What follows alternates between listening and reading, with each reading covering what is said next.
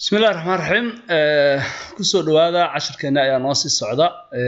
maamulka qayb cashirka hore waxaan uga soo hadalnay maamulka sare aan uga soo hadalnay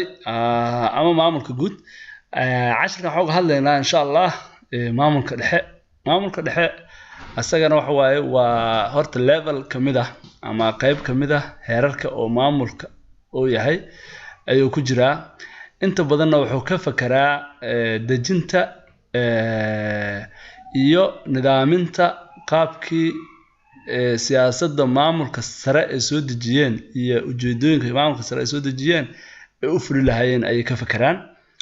yani waxa waaye markii maamulka sare uu soo dejiyo siyaasad guud oo mujmal ah markuu soo dejiyo oo dhammaan waxyeelada dhamo oo iswadata oo soo dejiyo raggan dhexe marka ayaga waxay dejinayaan sidii loo fuli lahaa siyaasadaas ayay dejinayaan sidii loo fuli lahaa siyaasadaas marka sharar baa laga galaa marka shararkaas laga galo ayaa waxa ka soo baxayo sida hawshaas loo qaba lahaa ayaa ka soo baxayo tusaale ahaan waxaan u baahanahay baabuur intaas nooca waxaan u baahanahay shaqaale intaas waxaan u baahanahay qarash intaas waxaan u baahanahay meeshaas in adeegeena la geeyo waxaan u baahanahay sidaas marka halkaas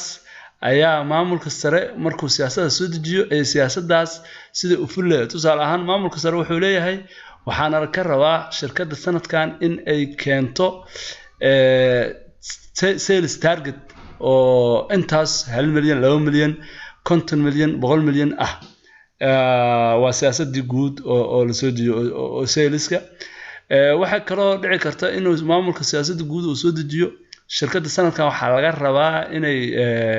si fiican suuqa u gasho market penetration ay sameeyso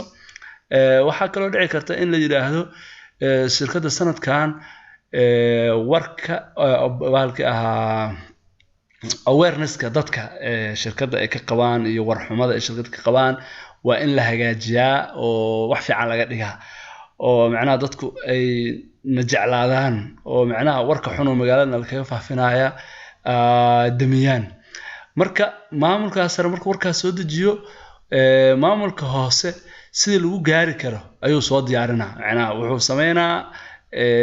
waxaan u baahanahay si aan sales targetkaas u gaarno intaanoo sheeyooda aan u baahanahay ayaan u baahanahay waxaan u baahanahay baabuur waxaan u baahanahay guryo in loo kireeyo waxaan u baahanahay shaqaale intaasna la siiyo waxaan u baahanahay in oo yani waxyaalahaas oo dhan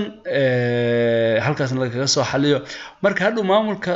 sare ayaa lagala discuss garay doonaa ilaa waxa waa inta badan dadka oo ama lacagta bixi lahaa ama go'aamadii gaari lahaa siyaasadaas ilaa rabo in la wada adeegay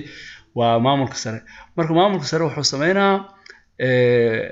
intaan macquul ma ahan qarashkan inaan macquul ma ahan inaan bixino kansa inaan yeelno marka go'aanaba halkii ahay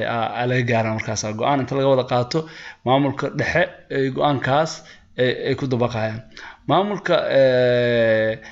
halkii ahay dhexe waxaa lagu yaqaanaa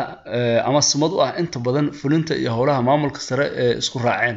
maamulka sare wixii ay isku soo raaceen shirarkii la galay ka soo baxay ay fulinayaan howlaha oo qabtana waa dejinta qaabkii loo qaban lahaa shaqooyinkaas loo qaban lahaa ayuu dejinayaa macnaha qaabkii shaqooyinkaas loo qaban lahaa oo la isku aadi lahaa ayuu maamulka sare ayuu u adeegaa macnaha maamulka dhexe